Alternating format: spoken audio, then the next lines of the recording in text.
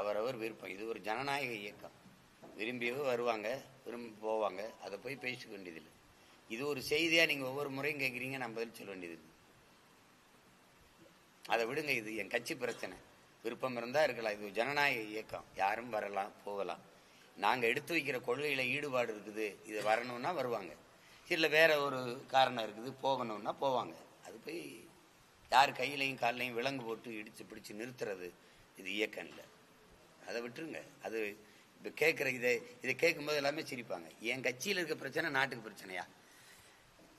இப்போ மொழியை பற்றி பேசுனீங்க, அது பிரச்சனை. இப்போ வரி நமக்கு தரல, நமக்கு உரிய வரியை எடுத்துக்கிட்டு நமக்கு நிதியை தரல, இந்திய ஒன்றிய அரசு தராம தமிழ்நாட்டு மக்களை வஞ்சிக்குதுங்கிறது ஒரு மக்களுக்கான பிரச்சனை. அதை தான் பேசணும். இதை விடுங்க. இது எங்க பிரச்சனை, சொந்த பிரச்சனை. வெளியேறவங்க குறிப்பிட்டு காரணங்களை சொல்றாங்க. இப்போ நேற்று காளியம்மாள், இன்னைக்கு ராணிப்பேட்டை கிழக்கு மாவட்ட செயலாளர் கூட கட்டமைப்பு சரியில்லை, கருத்துக்களை கேட்கறதில்லை, அந்த மாதிரி ஒரு கருத்தை முன் வச்சுட்டு. சரி, அவர் கருத்து என்னன்னு கேட்டு எங்கிட்ட சொல்லுங்க, நான் கேட்கறதா இல்லையான்னு மறுபடியும் உங்களுக்கு சொல்றேன். வெளியில போகும்போது அது கட்டமைப்பு சரியில்லை அப்படின்னா, கட்டமைப்பு சரியில்லைன்னா என்ன பண்ணாரு அவர்?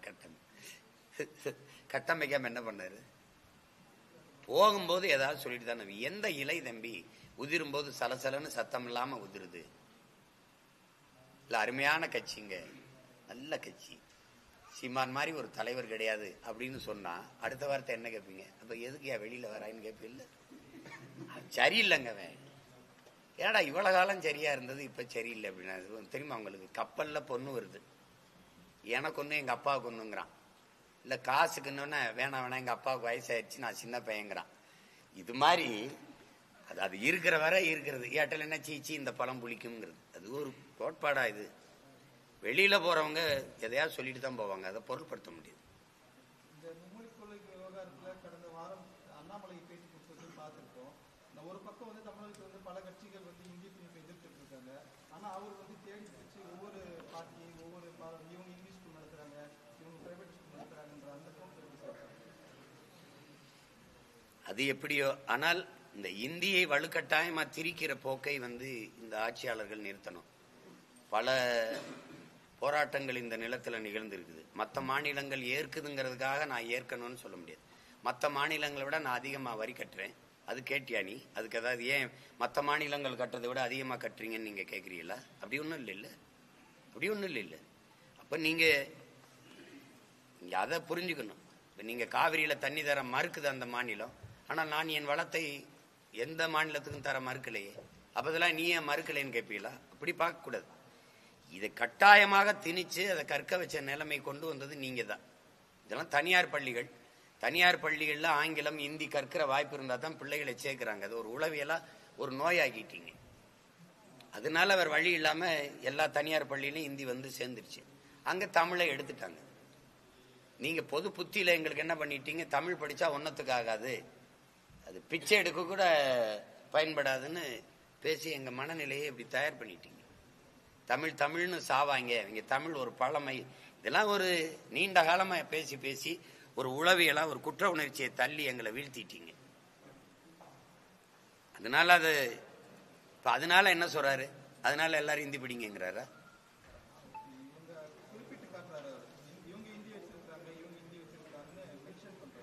அவங்க வச்சிருக்கிறாங்க, நாங்க வேணான்றோம். சரி, நீங்க முடிஞ்சா கொண்டு வாங்க, நான் முடிஞ்ச அளவுக்கு நான் முடிஞ்சா தடுக்கிறேன். யார் வெல்றான்னு பார்ப்போம், அவ்வளவுதான் செய்ய முடியும்.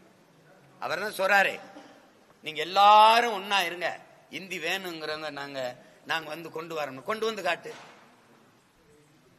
மற்ற கட்சிகளை விடுங்க, மற்ற கட்சி கூட்டணி வைக்குது, அந்த கட்சி திராவிட கட்சிகள், அதுல என்னை தாண்டி நீ திணிச்சிருன்னு பாப்போம்ன்ற. நீ என்னை தாண்டி கொண்டாந்து திணிச்சிரு. அதிகாரத்தில் இருக்கிறனால தானே நீங்க ஆடுறீங்க. இந்த அதிகாரம் என் மொழியை காக்க துடிக்கல, அது நடிக்குது. இவர்களோடு சேர்ந்து என் மொழியை அழித்ததுல திராவிட கட்சிகளுக்கு பெரும்பங்கு உண்டு. அதனால இது நடிக்கும்.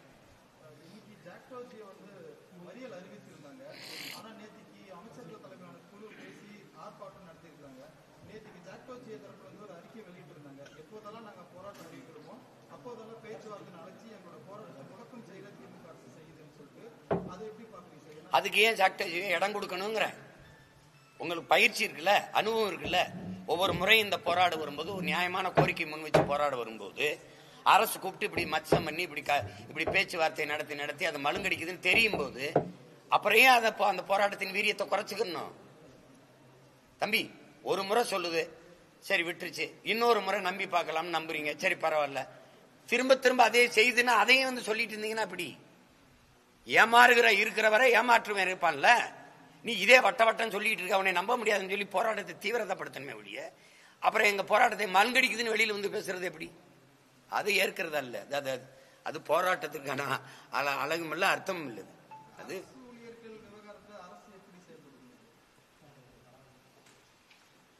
அரசு ஊழியர்கள் தினந்தோறும் ஒவ்வொரு கோரிக்கையை வச்சு போராட வேண்டிய அவசியம் இருக்கிற அளவுக்கு செயல்படுது.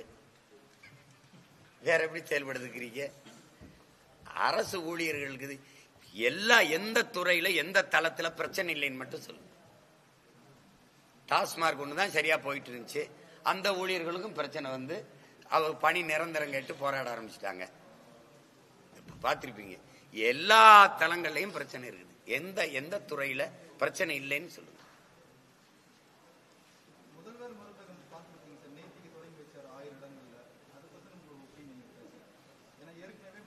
அது தேவைப்படுது. ஏன்னா இப்ப இந்த பக்கத்துல சாராயம் குடிக்கிறோம், தலை வலிக்குது, காய்ச்சல் வலிக்குது, பிரச்சனை வருதுன்னா இப்ப இந்த பக்கத்துல மாத்திரை கடை இருக்கிறது சரிதானே? எங்களை என்னதான் பண்ண தெரியுங்க சொல்லுங்க. நான் ஒருத்தர் சிக்கனன்னு எல்லா கேள்வியும் என்கிட்டே கேட்டுக்கிறீங்க. நானு சலிக்காம இந்த என் பங்காளி வடிவேல் சொன்ன அவன் என்ன அடிச்சாலும் தாங்குவாயா அப்படிங்கிற மாதிரி கொடுமை தான் தம்பி. இதெல்லாம் இவ்வளவு காலம் கழிச்சு மருந்தகம், மக்கள் மருந்தகம், முதல்வர் மருந்தகம் ஒன்ன பண்ணிட்டு இருக்கிறதான் தம்பி. அதுக்கு ஒரு பல 100 கோடிகளை என்ன தரம் இருக்கும்? என்ன தரம் இருக்கும் சொல்லுங்க? என்ன தரம் இருக்கும்? ரேஷன் கடையில அரிசி போடுறிய, எத்தனை பேர் உங்க வீட்டுல வாங்கி சமைக்கிறீ? அதை ரேஷன் கடையில அரிசி வாங்கி சாப்பிட்ட காமராஜரா நீங்கள்லாம்? முதலமைச்சரா இருக்கும்போது வாங்கி சாப்பிட்ட ஒரு தலைவரா நீங்கள்லாம்? எதையோ ஒண்ணு அந்த மருந்தகத்துல போய் நாங்க மருந்து வாங்கி சாப்பிட்டு தேர்தல் வரும்போது இந்த மாதிரியான திட்டங்கள் சொல்றது மக்கள் மருந்தகம் சொல்லுவோம், இல்லை தேடி கல்வியை கொண்டு போவோம், இப்படி ஒவ்வொன்னா செய்வோம் அப்படின்னு ஒரு கவர்ச்சிகரமா ஒன்னொன்னையும் செய்யறது தான். அதனால பயன் என்ன வரும்னு கடைசியா தான் பார்க்கணும். மக்களுக்கு பயனுள்ள திட்டங்களை கொண்டு வரதுல சுணக்கம் காட்டுறாங்க. ஏன்னா அந்த கேள்வி கேட்டதுக்கு காரணம் இன்னும் மக்கள் மருந்தகம் இருக்குது, அது 50% டிஸ்கவுண்ட் தான் கொடுக்குறாங்க. அதுக்கு போட்டியை கொண்டு வரதை காட்டல இன்னும் பயனுள்ள திட்டத்துக்கு அதை பயன்படுத்தலாமான்ற மாதிரி கேட்டு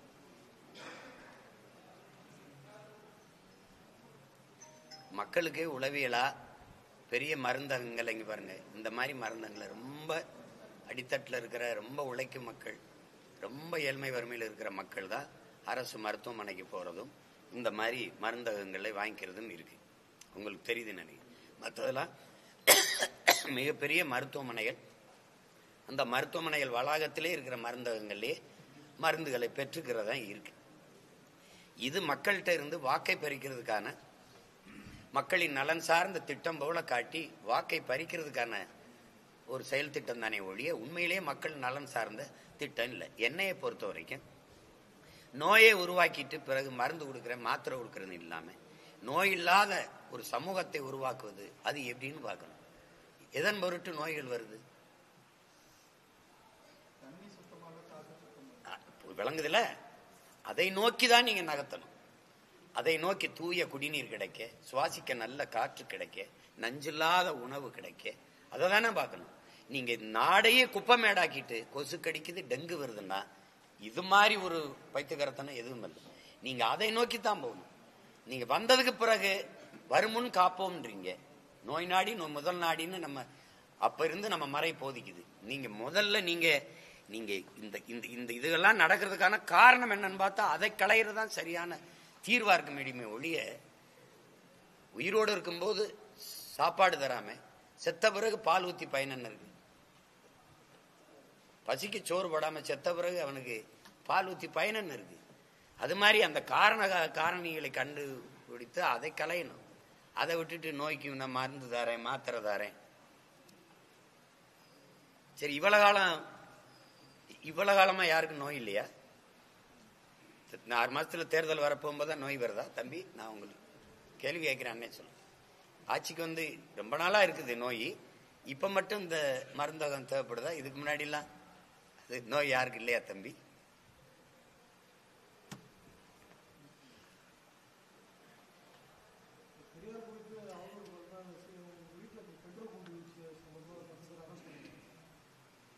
இன்னுமே பெரியாரை பத்தி அவதூறு அந்த வார்த்தையில நீங்க எடுத்துனோம். பெரியார் தான் 60 ஆண்டுகளா எங்க இனத்தின் மீது அவதூறு பரப்பிட்டே இருந்திருக்காங்க. பெரியாரை இழிவா பேசுறேன்னு சொல்றாங்க பாருங்க, அது பெரிய பொய். பெரியார் பேசுனதை எடுத்து பேசுறோம். நீங்க நல்லா விளங்கணும். பெரியாரை இழிவா யாரும் பேசல, பெரியார் பேசுனதை எடுத்து பேசுறோம். இன்னும் நான் பேசவே ஆரம்பிக்கல, அதுக்குள்ள நீ குண்டு போடுற அளவுக்கு வந்துட்டீங்கன்னா அப்புறம் பேச ஆரம்பிக்க நீனே தீ குளிச்சு செத்து போவியா? என்ன பண்ணுவீங்க? ஏய், இதுக்கெல்லாம் பயப்படுறான்ல. ஏதோ கொஞ்சம் வேற வேலை இருக்கனால இடைவெளி விட்டுருக்கேன், மறுபடியும் ஆரம்பிச்சிருவேன். அப்புறம் பார்த்து அடக்கமா இருங்க. தோண்டி தோண்டி எடுத்து முன்னாடி நிறுத்தாதீங்க. ஒரு கேள்விக்கு பதில் இருக்கா உங்ககிட்ட? அவர் பேசுனதை திருப்பி நான் பேசுறேன்ல, இப்படி பேசியிருக்காரே அப்படின்னு, அதுக்கு பதில் இருக்கா? இப்ப நீங்க தமிழர் தானே, உங்ககிட்ட கேட்கிறேன். தமிழர் என்று பேசுவது இன எழுச்சிக்கு எதிரானது என்று சொல்றார். தமிழர் என்று பேசுவது இன எழுச்சிக்கு எதிரானது என்றால் எந்த இனத்தின் எழுச்சிக்கு எதிரானது? உங்ககிட்ட பதில் இருக்கா? தமிழ் ஒரு முட்டாள்களின் பாஷை, தமிழ் காட்டுமிராண்டியின் மொழி, தமிழ் சனியனை விட்டு ஒழியுங்கள். தமிழ்ல என்ன இருக்குது? தமிழ் படிச்சா பிச்சையீடு கூட லாய்க்கில்லை. இதை ஒரு தமிழனா நீங்க ஏற்கிறீங்களா எதிர்க்கிறீங்களா? நான் அன்னைக்கு நீங்க கேள்வி கேட்டீங்க, நான் பதில் சொன்னல. இப்ப நான் கேட்கிறேன், இதை பெரியார் பேசியிருக்கிறார், நீங்க ஏற்கிறீங்களா எதிர்க்கிறீங்களா? தம்பி ஆமா இல்லைன்னு சொல்றேன். அமைதி. அதைத்தான் இப்ப நான் செய்கிறேன். இது வந்து தொடக்கம்தான். பார்ப்பனர்கள் நம்மில் கீழான மக்கள், கிறிஸ்தவர் இஸ்லாமியர் நமக்கு எதிரிகள். இதுல நம்மில் கீழான மக்கள்ங்கிறார்ல, அவர்ல கீழான மக்கள் அது யார்? நமக்கு எதிரிகள் யாராரு? பார்ப்பனர், நம்மில் கீழ் சாதி, கிறிஸ்தவர் இஸ்லாமியர். கிறிஸ்தவர் இஸ்லாமியரே எதிராயிட்டாங்கன்னா இந்த நமக்கு, அந்த நமக்கு, அந்த கு எந்த கு? பதில் இருக்கா? எது? எந்த சமூகம் தம்பி? நம்மில் கீழான மக்கள் எந்த சமூகம்? இங்க பாருங்க, இங்க பாருங்க. எனக்கு மொழி அபிமானம் இல்ல, மொழி அபிமானம் இல்லைன்னா இனாபிமானம் இல்ல, தேசாபிமானம் இல்ல. சமூக தொண்டு செய்ய வர்றவனுக்கு இது இருக்கக்கூடாதுன்னா, மொழி இல்ல, இனம் இல்ல, தேசம் இல்லைன்னா சமூகம் எங்க இருக்குது? தேசாபிமானம் இல்லாத நீங்க திராவிட நாடு ஏன் கேட்டீங்க? மொழி அபிமானம் இல்லாத நீங்க இங்கிலீஷ படின்னு ஏன் சொன்னீங்க? இனாபிமானம் இல்லாத உங்களுக்கு பணாபிமானம் மட்டும் ஏன் இருந்தது? நான் பாட்டுக்கு தானே போயிட்டு இருந்தேன், கேள்வி கேட்ட ஆளுக்கு நான் பாட்டுக்கு தானே சும்மா இருந்தேன். இப்ப நான் கேட்டேன்னா பதில் தான் சொல்லணும், குண்டு எடுத்துட்டு வரக்கூடாது. புரியுதா? நீ இந்த ஒரு பெட்ரோல் குண்டை, ஏய் நான் இருக்கும்போது ஒரு தடவை வீசுறா யாராவது.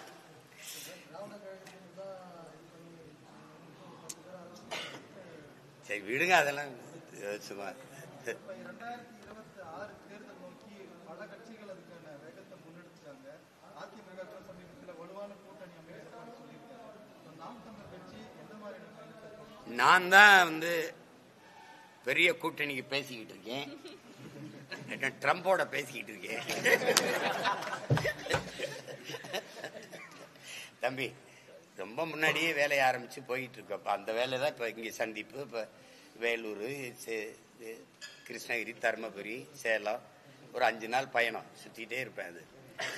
அது மற்றவங்க கூட்டணி முடிவு பண்றது, எங்களுக்கு அது கவலையும் இல்லை, அது ஒண்ணும் இல்லை. அது வேட்பாளர் இந்த 2 வேட்பாளர் என் பக்கத்தில் இருக்காங்க பாரு, 2 தங்கச்சிங்க. அது அப்ப தேர்தல் சின்ன வந்த உடனே ஆரம்பிச்சு போவேன். இப்ப இன்னும் நாள் இருக்கு. நீ ஏன் ரொம்ப அவசரப்படுறிய? பக்கத்தில் நீ என்ன ராணிப்பேட்டையா? நீ என்னடா? ஆம்பூர். போதுமா? மறுபடியும் சொல்லுமா? கொஞ்சம் ரகசியம் வைங்க எல்லாத்தையும். வேற ஏதாவது கேள்வி இருக்கா? சீமானன் வந்து களத்துல நிறைய போராடுறாரு, நிறைய கேள்விகள் கேட்டாலும் பதில் சொல்றீங்க. சட்டசபையில போயிட்டு அதை பேசணுன்றதான் என்னுடைய ஆசை. சட்டசபையில போனவங்க எல்லாம் என்ன பேசியிருக்காங்கன்னு சொல்லுங்க. சட்டசபையில பேசும்போது தானே அதனுடைய சட்டமன்றத்துக்குள்ள பேசுறதை விட மக்கள் மன்றத்திலே நாங்க பேச வேண்டியது இன்னும் நிறைய இருக்கு. என்னைக்கு என் மக்கள் இந்த பிள்ளை போய் இந்த பிள்ளைகள் சட்டமன்றத்தில் இதையெல்லாம் பேசட்டும்னு நினைக்கிறாங்களோ அன்னைக்கு எங்களுக்கு வாக்கு தந்து வெற்றியை தரட்டும். அது வரைக்கும் மக்கள் மன்றத்தில் பேச வேண்டிய செய்திகள், கருத்துக்கள் ஏகப்பட்டது இருக்கு.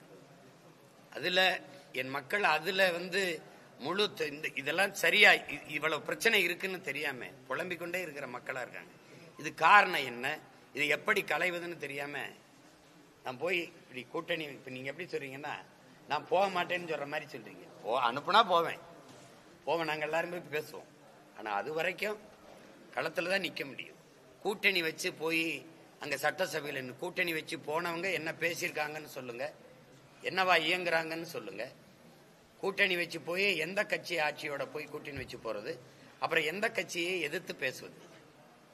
இந்த கட்சி ஆட்சிகளின் தீமை எதுக்குத்தான் ஒரு கட்சி தேவைப்படுது. அப்புறம் அந்த கட்சியோட கூட்டணி வச்சு உள்ள போனா எது ஒன்றையும் நீங்க பேச முடியாம போயிடும்.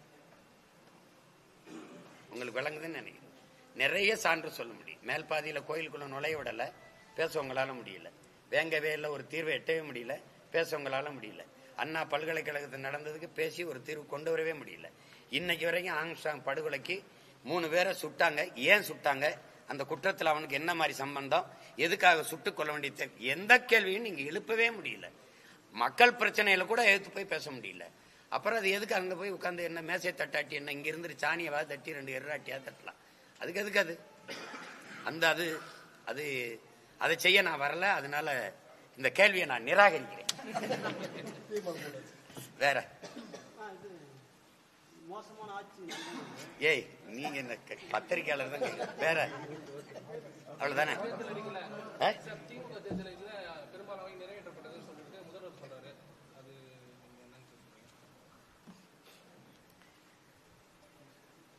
முதல்வர் தானே சொல்றாரு, மக்கள் சொல்ல இல்ல.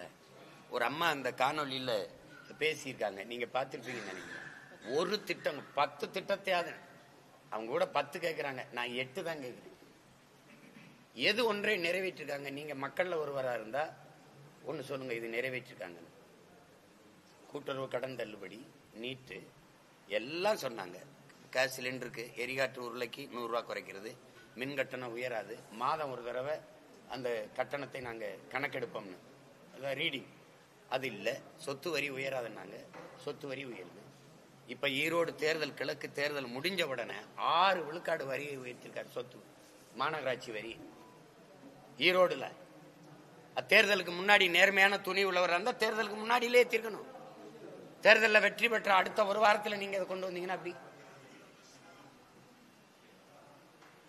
இவங்களுக்கு தெரிந்ததெல்லாம் வெற்று வார்த்தைகள், இனிப்பு பசப்பு வார்த்தைகள் தான். இவர்களுக்கிட்ட துளியும் கூட மக்கள் அரசியல் கிடையாது. கட்சி அரசியல், தேர்தல் அரசியல் தான். வெறும் செய்தி அரசியல் தான் செய்ய தெரியும். தம்பி விஜய் கட்சி தொடங்குறதுக்கு முன்னாடி இருந்தே நிறைய பேர் போயிருக்காங்க. கட்சினா சிலர் வர்றது சேர்றது போறது இதெல்லாம் வழக்கமா நடக்கிறது தான். நீங்க என் கட்சியில சில பேர் சேர்றது சில பேர் வெளியேறதுனால நாட்டுக்கு மக்களுக்கு ஏதாவது பிரச்சனை இருக்கு அப்படி ஒன்றும் இல்லை. இதை விட்டுட்டு வேற ஏதாவது கேள்வி, நல்ல கேள்வியே கேள்வி. மும்மொழி கொள்கையை பொறுத்தவரையில இன்று கூட இந்தி திணிப்புக்கு எதிராக மாவட்ட தலைநகரில் திமுக சார்பில் போராட்டம் நடந்துட்டு. ஆனால் பெரும்பாலான பகுதிகளில் திமுக நடத்தக்கூடிய பள்ளிகள் சர்வதேச பள்ளிகளில் மும்மொழி இருக்கு, அதுக்கான விஷயங்களே இருக்கு. ஒரு புறம் இது மாதிரியான விஷயங்களும், ஒரு புறம் போராட்டமாக இது போன்ற விஷயங்களும் மேற்கொள்றது எப்படி சார் பாருங்க? போராட்டம் நடத்தல, நாடகம் நடத்துது. நான் 60 ஆண்டுகளா இந்த நாடகத்தை நடத்திட்டு தான் இருக்கு. நமக்கு உங்களுக்கு இந்தி எதிர்ப்புங்கிறதுலாம் வெற்று வார்த்தை. தேர்தல் நேரத்தில் அவங்க நடத்துகிற ஒரு நாடகம், ஒரு வெற்று முழக்கம். உளமாற இந்தி திணிப்பை எதிர்க்கிறவங்களா இருந்தா எப்பவோ தடுத்து நிறுத்திருக்கலாம். பல ஆண்டுகள் மேல ஆட்சியிலே இருந்தவங்க அவங்க இந்திய ஒன்றிய அரசுல. ரெண்டாவது, இது இன்னைக்கு நேரத்தில் இல்லையே, இந்த காங்கிரஸ் கட்சியோட கூட்டணி வச்சிருக்காங்கல்ல, இந்தி திணிப்புல கட்டாய இந்தியில காங்கிரசின் நிலைப்பாடு என்ன? இவங்க கூட்டணி வச்சிருக்கிறாங்க கம்யூனிஸ்ட் கட்சிகளோட. வட இந்திய தொழிலாளர்களுக்கு அவங்க பயிற்சி கொடுக்குறாங்க கோயம்புத்தூர்ல கம்யூனிஸ்ட் கட்சி, குறிப்பா சிபிஎம். அந்த கட்சி இந்தியில தான் அவங்களுக்கு வட இந்திய தொழிலாளர்களுக்கு சங்கம் வச்சு அவங்களுக்கு பயிற்சி கொடுக்குது. இந்தியில தான் பேசுது. இதே திமுக சவுகார்பேட்டையில பல ஆண்டுகளா வாழ்றாங்க வட இந்தியர்கள். அவங்க நல்லா தமிழ் பேச வரும். தமிழ்ல பேசி வாக்கு கேட்கலாம்ல, அப்புறம் இந்தியில பேசி வாக்கு கேட்டாங்க. இந்தியில எதுக்கு சோரொட்டி ஓட்டினாங்க? ஈரோடு கிழக்குல கூட இந்தியில சோரொட்டி ஒட்டி கேட்கறாங்க. இது எப்படி இந்தி எதிர்ப்பு? ஒவ்வொரு நேரத்திலையும் தேர்தல் வர நேரத்திலையும் ஒரு நாடகம் போடுறது தான் இது. இப்ப மும்மொழிங்கிறது போது எம்மொழி எங்கங்கிற கேள்வி ஒவ்வொருத்தருக்கும் எழணும். தெலுங்கருக்கு எழணும், கன்னடருக்கு எழணும், மலையாளிக்கு எழணும், பீகாரிக்கு எழணும், பஞ்சாபியருக்கு எழணும். எம்மொழி படிக்க வாய்ப்பு இல்லாத போது இப்ப இருமொழி கொள்கைங்கிறதே இங்க இவங்க எப்படி வந்துருக்காங்களா தனியார் பள்ளிகள் எல்லாம் இந்தி இங்கிலீஷ்னு தான் வந்திருக்குது. இங்கிலீஷ் ஹிந்தின்னு. தமிழ் எங்க இருக்குது? என் தாய்மொழியே படிக்க வாய்ப்பில்லாத ஒரு சூழலை கொண்டு வந்துட்டு தமிழ் எழுத படிக்க தெரியாத, குறிப்பா பேசவே தெரியல. ஏன்னா நிறைய நம்ம ஆங்கில சொற்களை கலந்து பேசுவது ஒரு புதிதா ஒரு மொழியை உருவாக்கிட்டோம். என் மொழி தமிழ் இயற்கையின் மொழி. ஒரு உட்கார்ந்து 4 அறிஞர்கள் உட்கார்ந்து உருவாக்குனது இல்லை. அதனாலதான் இறைவனின் மொழி இயற்கையின் மொழின்னு சொல்றோம். இப்ப அந்த மாதிரி ஒரு மொழியை சிதைத்து அழிய விட்டுட்டாங்க. கண்ணு முன்னாடி சிதைஞ்சு அழிஞ்சிருச்சு. எங்களுக்கு தெரியுது, நாங்க சமஸ்கிருதத்தோடு தமிழோடு சமஸ்கிருதம் கலந்து பேசுனதுனால பிறந்து பிரிந்த மொழிகள் தான், பிரிந்து பிறந்த மொழிகள் தான் கன்னடம், தெலுங்கு, மலையாளம். கன்னடமும் கழிதெலுங்கும் கவின் மலையாளமும் துளுவும் உதிரத்தில் பிறந்ததுவேன்னு தமிழ் தாய் வாழ்த்துல பாட்டு இருக்கு. அந்த வரிகளை தூக்கியிருக்காங்க. இப்ப அதுல இப்ப கண்ணு முன்னாடி நாங்க சரி 90 விழுக்காடு ஆங்கிலம் கலந்து பேசுறோம். ஒரு புது மொழியை நாங்க என்ன செய்யறோன்னே தெரியாம உருவாக்கிட்டோம். தமிழ் படிப்பது பயனற்றது, அது வாழ்க்கைக்கு உதவாது, அது வேலை வாய்ப்பு தராது, அது எதுக்கு? அதான் வீட்டில் தான் எல்லாரும் தான் தமிழ் பேசுறோமே அப்படின்னு ஒரு இதை கொண்டு ஆங்கிலம் படிக்கிறதா அறிவுன்னு ஒரு பொது புத்தியில் அதை கொண்டு அதை நிறுவிட்டாங்க. அதனால தமிழ் படிக்க வாய்ப்பு இல்லாமல் போயிட்டது. தாய்மொழி அழிஞ்சிருச்சு. இப்ப இந்த சூழ்நிலை புதிதாக இன்னொரு இந்திய படி மும்மொழி கொள்கையில இந்தின்னு நாங்க சொல்லலையேங்கிறாங்க. ஆனா பேசுகிற தலைவர்கள்லாம் கும்மிடி பூண்டிய தான்னா இந்தி இல்லாம எப்படி நீங்க தேநீர் கூட குடிக்க முடியாது, ஒரு கழிவறை கூட போக முடியாது, பானிபூரி கூட திங்க முடியாது. அப்படி எதுக்கு அந்த பானிபூரி என்ன திங்கணும்? கும்மிடி பண்ண தானே அடிப்பாங்கன்னு. நான் தமிழ் மட்டும்தான் பேசுவேன். அமெரிக்கா, கனடா, பிரான்ஸ், ஜெர்மனி எல்லா நாட்டுக்கும் போயிட்டேன். கனடால முதல்ல என்னை கைது பண்ணாங்க. என்னை கைது பண்ண உடனேயே அவர் மொழிபெயர்ப்பாளர் கூட்டி உட்கார வச்சுட்டாங்க. அவருக்கு தெரியுது. அமெரிக்காலையும் அதே மாதிரி தான் கைது பண்ண உடனே கூட்டிட்டு வந்துட்டாங்க. அது ஒரு பிரச்சனை கிடையாது.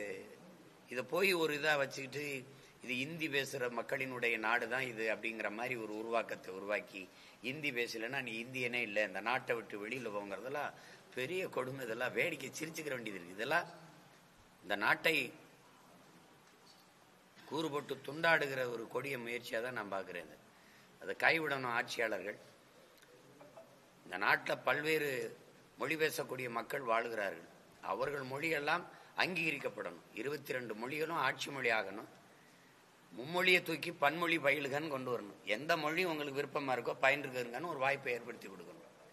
அண்ணல் காந்தியடிகள் இந்த நாட்டின் விடுதலைக்கு போராடிய மிகப்பெரிய தலைவர். அவர் சொல்றாரு, இந்தியா ஒருமைப்பாடு மிக்க ஒரு நாடாக இருக்கணும்னா இருக்கு செய்தியாவே தமிழ்நாட்டை தாண்டி வாழுகிற மக்கள் தமிழ் கற்றுக்கொள்ளணும்னு இருக்குது. அவர் பேசுனா அவர் சொன்னது இருக்குது. அதை விட்டுட்டு சும்மா தேர்தல் நேரத்தில் அவங்க இந்த மும்மொழியை பிடிச்சி தொங்குறதும் இவங்க அதை எதுக்குற மாதிரி நடிக்கிறதும் அது ரொம்ப வேடிக்கையா இருக்கு. இவங்க நடத்துற பள்ளிக்கூடங்களே அங்க ஹிந்தி பயிற்றுவிக்கிறாங்க. மக்கள் தெளிவு பெறணும். இதுல அதான் முக்கியம். நமக்கு எந்த மொழிக்கும் எதிரானவர்கள் அல்ல, நாம் சொந்த மொழிக்கு உயிரானவர்கள். இதுதான் நம்ம கோட்பாடு. எம்மொழியும் கற்போம் நாங்கள் வாழ, எம்மொழி தமிழ் கற்போம் எங்கள் இனம் வாழ. இதுதான் மொழி கொள்கை. எனக்கு மட்டும் இல்ல, உலகத்தில் இருக்க எல்லா மொழிகளுக்குமே கொள்கை மொழி தெலுங்கருக்கோ கன்னடருக்கோ மலையாளிக்கோ அல்லது துளுவருக்கோ அல்லது பஞ்சாபியருக்கோ கொள்கை மொழி அவர் தாய்மொழியாக தான் இருக்கணும். பயன்பாட்டு மொழியாக ஆங்கிலத்தை வச்சுக்கிறோம். அது வேற வழி இல்லை, தொடர்பு மொழியா வச்சுக்கிறோம். விரும்பினால் எம்மொழியும் கற்போம். அதுல ஹிந்தி கற்கிறதுல என்ன எங்களுக்கு இருக்குது? இல்ல சமஸ்கிருதம் கற்கிறனா கூட எங்க பிள்ளைகள் விரும்பினா கத்துக்கிறதுல எங்களுக்கு ஒண்ணும் இல்லையே. பயன் இருக்கு, தேவை இருக்குன்னா கத்துக்கிற வேண்டியதானே. எங்க நிறைய பேர் பிரெஞ்சு படிச்சுக்கிறாங்க, எங்க குழந்தைகள்லாம் படிச்சுக்கிறாங்க. பிரான்ஸ் போக வேண்டியது இருந்ததுன்னா நமக்கு தேவைப்படுதுன்னு ஸ்பானிஷ் கத்துக்கிறாங்க, ஜெர்மன் கத்துக்கிறாங்க. நான் எல்லா நாடுகளும் பயணம் பண்ணேன், ஐரோப்பிய நாடுகள்லாம். எங்க பிள்ளைகளே என்னோட தமிழ்ல பேசுவாங்க, பக்கத்துல இருக்கிற ஜெர்மன்ல பேசுவாங்க. எங்க பிள்ளைகளே என்னோட தமிழ்ல பேசுவாங்க, அவங்களுக்குள்ள பேசும்போது கூட பிரெஞ்சில் பேசிக்குவாங்க. நான் அப்ப கூட சொன்னேன், நீங்க நம்மளுக்குள்ள பேசும்போது தமிழ்ல பேசுங்கன்னு சொன்னேன். அந்த மாதிரி மொழி கற்றுக்கொள்ள முடியாது. தாய்மொழியில் நல்ல ஆற்றல், நல்ல புலமை இருக்கும் பட்சத்தில் உலகில் எம்மொழியும் எளிதாக கற்கலாம். இதுதான் விதி, இயற்கையின் இருக்கிற விதி, எல்லாருக்கும் தெரியும். இப்ப நம்மளுடைய தமிழ் அறிவியலின் பெருமைமிகு அடையாளங்களாக இருக்கிற நம்ம ஐயா அப்துல் கலாம் அவர்கள் தமிழ் வழியில படிச்சவங்க. இப்ப ஐயா மயில்சாமி அண்ணாதுரை என்ன சொல்றாங்க? தொடக்க கல்வி முதல் ஆராய்ச்சி கல்வி வரை தமிழே கற்பிக்கலாம். நீங்க உலகம் பூரா இருக்க ஆய்வு செய்யுங்களே, நோபல் பரிசு பெற்ற எல்லா பேரறிஞர்களையும் பாருங்களே, தாய்மொழியில் கற்றவர்கள் தான். எல்லா நாடுகளும், படைக்கிற எல்லா நாடுகளும் தாய்மொழியில் தான் கல்வி கற்றிருக்கு. பயன்படுத்துற நம் நாடு தான் என்ன மொழியில கற்கிறதுன்னு தெரியாம அல்லாடிக்கிட்டு இருக்கு. எல்லாம் மேடினா இருக்கு, என் நாடு மட்டும் மேக்கினா இருக்கு. என்ன தயாரிக்கிறீங்க நீங்க? கொசுவத்தி, ஊதுவத்தி, சாம்பிராணி, சூடம், வேற ஏதாவது தயாரிக்கிறீங்களா? டாஸ்மாக், குவார்டர், பீர், பிராண்டி, இதை தவிர வேற ஏதாவது தயாரிக்கிறீங்களா? சொல்லுங்க. போர்க்கப்பல் எங்க வாங்குறீங்க? போர் விமானம் எங்க வாங்குறீங்க? பீரங்கி எங்க வாங்குறீங்க? என்ன கேள்வி கேட்டு அமைதியா இருக்கீங்க? சொல்லுங்க. என்ன என்ன நீங்க கண்டுபிடிக்கிறீங்க? சொல்லுங்க. ஓட்டு போடுறீங்களா பெட்டி, அதையாவது நீங்க தயாரிக்கிறீங்களா?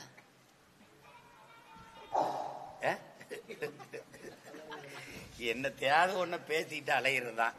இவங்க திராவிடர்கள் இந்த நாடகம் போடுவாங்க. அது குறிப்பா திராவிட மாடல் ரொம்ப போடுவாங்க. ஏன் எங்க ஐயா போய் ஹிந்தியில எழுதி வச்சு படிச்சதெல்லாம் இருக்கே, போட அனுப்பவா உங்களுக்கு? எங்க மேற்குவங்கத்திலும் எங்க பேசியிருக்காரு நினைக்கிறேன். எங்க ஒரு மாநாட்டுல போய் ஹிந்தியில பேசுறாரு. எங்க ஐயா காமராஜர் போய் வட இந்தியால போய் தமிழ்ல பேசுறாரு. எல்லாரும் கைதட்டுறான். இந்த பக்கத்துல ஒருத்தர் கேட்கிறாரு, என்ன பேசுறாரு, உங்களுக்கு என்ன புரியுது, எதுக்கு கைதட்டுறீங்கன்னு. அதுக்கு அவன் சொல்லியிருக்கான், என்னமோ பேசுறாரு ஆனா எங்களுக்காக பேசுறாருன்னு தெரியுதுன்னு கைதட்டிதான். உண்மையிலே நடந்தது. ஏதோ பேசுறாரு ஆனா எங்களுக்காக பேசுறாருன்னு தெரியுது அப்படின்னு. அது மாதிரி அது ஒரு பிரச்சனையா கொண்டு வரக்கூடாது. இதெல்லாம் விரும்பினால் கற்கிறாங்க. இப்ப யார் தமிழ்நாட்டில் ஹிந்தி கற்கலைன்னு சொல்லுங்க, எல்லாம் கற்றுக்கிட்டு தான் இருக்காங்க. தேவை கருதி. கட்டாயம்ங்கிறத ஏற்க முடியாது. அதை ஏற்க முடியாது. அது இவங்க இந்த நாடக கம்பெனி இருக்கிறவரை அது நடக்கும். என்னை மாதிரி ஒருத்தன் ஏறி உட்காந்துட்டா கும்மிடி பூண்டியை தாண்டினா தானே சொல்றாங்க, நீங்க நுழைஞ்சாலே தமிழ் தெரியணும். எப்படி அது எப்படி இருக்கு? அவன் சொல்றத பாருங்களேன். பானிபூரிய இங்க வாடா, பானிபூரி விற்க வர்றவன் கத்துக்கிட்டு வர மாட்டானா? கழிவறை எப்படி போவான்னு போய் நின்னாலே காசை கொடுத்தா திறந்து விட்டுருவான். அது ஹிந்தியில பேசினா தான் திறப்பானா? ஏன்னா ஹிந்தி படிச்சுட்டு தான் அவனால வாழ்ந்துட்டு இருக்கோமா? இதெல்லாம் ஒரு அடிப்படை இல்லாத ஒரு, அதுவும் பெரிய பெரிய அறிஞர்கள் பேசுறதுதான் வேடிக்கை இருக்கு. பெரிய பெரிய தலைவர்கள் ஹிந்தி படிக்காம நீங்க எப்படி தேநீர் கூட குடிக்க முடியாது அப்படின்னு.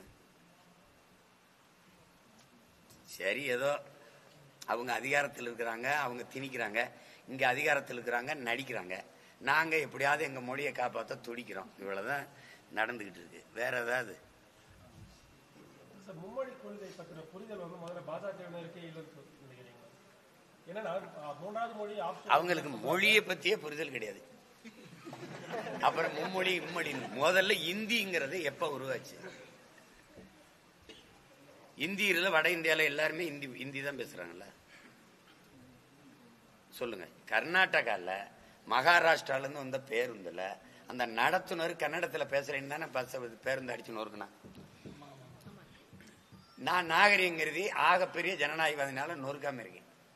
அதுதானே அவன் நொறுக்கிட்டான். மகாராஷ்டிரால சட்டசபையில் இந்தியில உறுதிமொழி எடுக்க முடியுமா?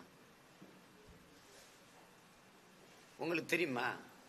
ஒரு பாட்டு வெளியீட்டு விழாவில் அம்மையார் அமிதாப் பச்சனுடைய மனைவி அம்மையார் ஜெயபாதிரி பச்சன் அவங்க வந்து இந்தியில பேசிட்டாங்கன்ட்டு மகாராஷ்டிரால படத்தையே ஓட விடாம பண்ணிட்டாங்க. நீ எப்படி இந்தியில பேசுவ, மராட்டியத்துல பேசல? சும்மா ஏதாவது இவங்க அதிகாரம் இருக்கிறதுனால அவங்க வந்து பேசிட்டு இருக்கிறாங்க. 500 ஆண்டுகளை கூட தொடாத இந்திய எல்லாரும் படின்னு இது. இந்த நாடு இந்தியாங்கிற நாடு உருவாகும் போது இந்தி பேசுற நாடா தான் இருந்ததா? அது சொல்லுங்க, வரலாறு அப்படி இருந்ததா? தேவையில்லாத வேலை. நீங்க எல்லா நாடுகளையும் பயணிக்கிறீங்க. நாட்டின் பிரதம அமைச்சர் போறாரு, குடியரசுத் தலைவர் போறாங்க, பெரும் தலைவர்லாம் போறாங்க. சின்ன சின்ன நாடுகள்லாம் பல மொழிகள் ஆட்சி மொழியா இருக்கு. சிங்கப்பூர்ல தமிழ் ஆட்சி மொழியா இருக்கு. எங்க பிள்ளைகள் அங்க தமிழ் ஆசிரியரா இருக்காங்க, படிப்பிக்கிறாங்க. டென்மார்க்ல எங்கள் தாய்மொழி அழிஞ்சு விடக்கூடாது, நாங்க இவ்வளவுக்கு ஏதிலிகளா போயிருக்கோம், அகதிகளா போயிருக்கோம். உங்கள் தாய்மொழி அழிந்தால் உங்கள் இனம் அழிந்து விடும், உங்கள் பிள்ளைகளுக்கு உங்கள் தாய்மொழியை பயிற்றுவீங்கன்னு 32 பள்ளிக்கூடத்தை தொடங்கி டென்மார்க் அரசு எங்களுக்கு கொடுத்து எங்கள் பிள்ளைகளுக்கு தமிழ் படிப்பிக்கிற ஆசிரியர்களுக்கு அது சம்பளம் கொடுக்குது. இப்ப எது ஏன் நாடுன்னு எனக்கு சந்தேகமா இருக்குது. இங்க தமிழ் படிக்க வாய்ப்பே கிடையாது, படிச்சா மதிக்கிறதே கிடையாது. தமிழ்ல பேசிட்டா முட்டிக்கால் போடணும், தண்டம் கட்டணும், அம்மா அப்பா குட்டி வரணும். 3ஆம் வகுப்பு குழந்தைக்கு ஹிந்தி தெரியலன்னு வகுப்பை விட்டு வெளியேற்றிருக்காங்க. கேட்டா ஹிந்தி படிங்கன்னு நாங்க ஒன்னும் சொல்லலையா அப்படின்னு. எதையோ படிச்சுக்கிறேன் போ. அப்ப உனக்கு என்ன? ஒரே கேள்விதான். எம்மொழி படிக்கவே வாய்ப்பு இல்லாத போது அந்த நிலையை உருவாக்கிட்டு மும்மொழின்னு பேசும்போது அந்த மும்மொழியில் அது ஏன் எம்மொழியாக இல்லைங்கிற கேள்வி எங்களுக்கு எழுது. அதுக்கு பதில் சொல்லுங்க. மொழி, எந்த மொழியை கற்கணும், எந்த மொழியை படிக்கணும், எந்த மொழியை நான் தேர்வு செஞ்சுக்கணுங்கிறது எனக்கான சுதந்திரம். அந்த சுதந்திரம் கூட இல்லாத நாடு சுதந்திர நாடா எப்படி இருக்கும்?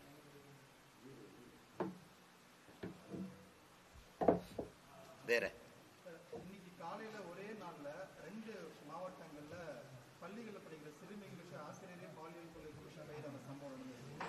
அந்த காலமாகவே வெளியில் பாலியல் கொலை நடந்தது பள்ளிகளுக்குள்ள அதிகரிச்சு. அது என்கிட்ட கேட்க கூடாது, அப்பாட்ட தான் கேட்கணும்.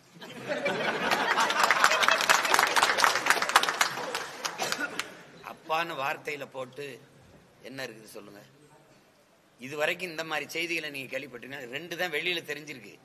இந்த நாடங்களும் இந்த மாதிரி கொடுங்கொன்மை நடந்துகிட்டே இருக்கு, தொடர்ச்சியா நடக்குது. பிள்ளைகளை பள்ளிக்கூடத்துக்கு அனுப்ப முடியல, பல்கலைக்கழகங்களுக்கு அனுப்ப முடியல, கல்லூரிக்கு அனுப்ப முடியல, தொடர் வண்டியில பயணம் பண்ண முடியல, பேருந்துல முடியல, தானியில போக முடியல, அதான் ஆட்டோல போக முடியல.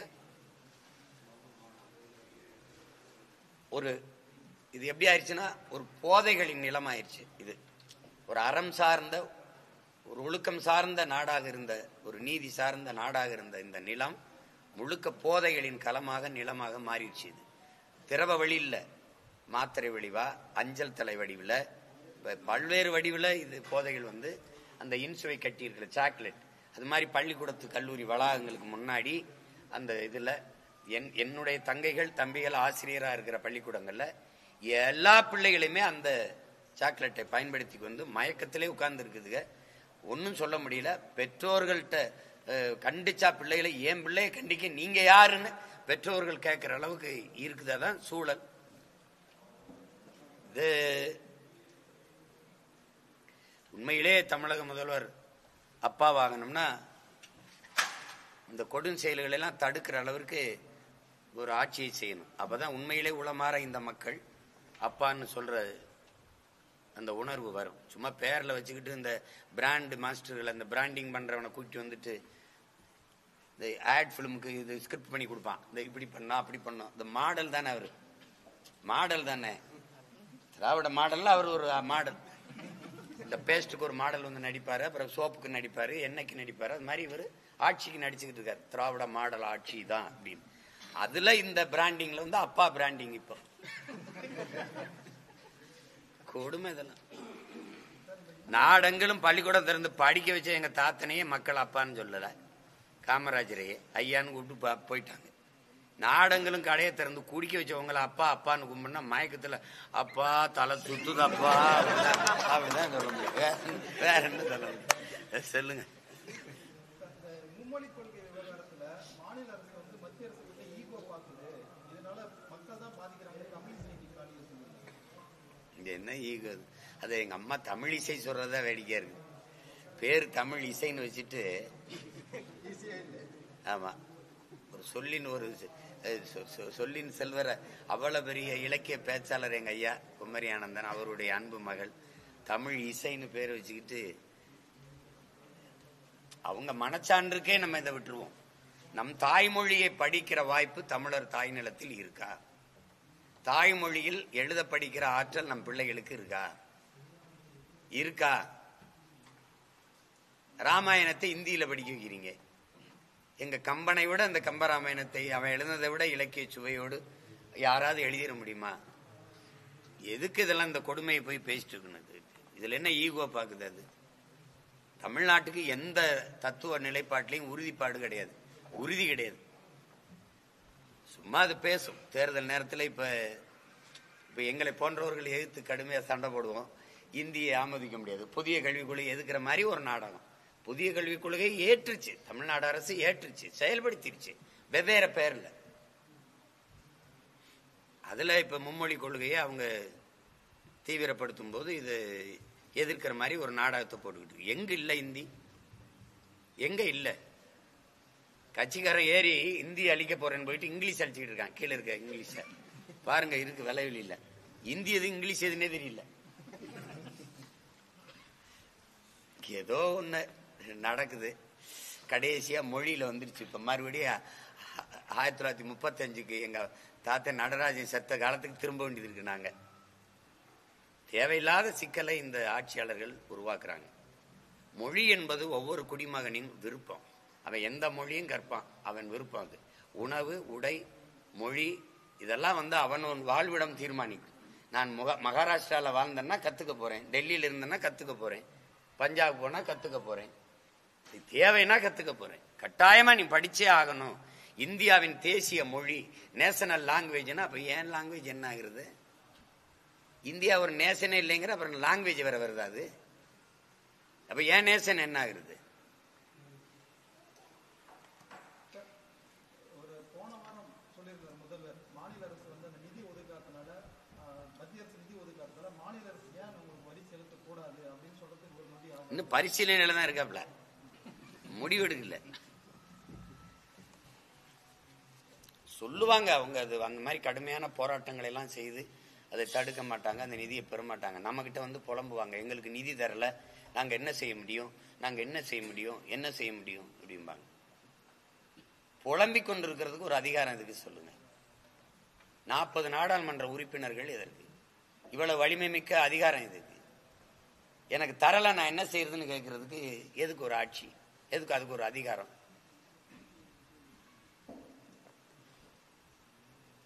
அது பீகாரால பெற முடியுது, உங்களால ஏன் பெற முடியல? இப்போ தொடர்ந்து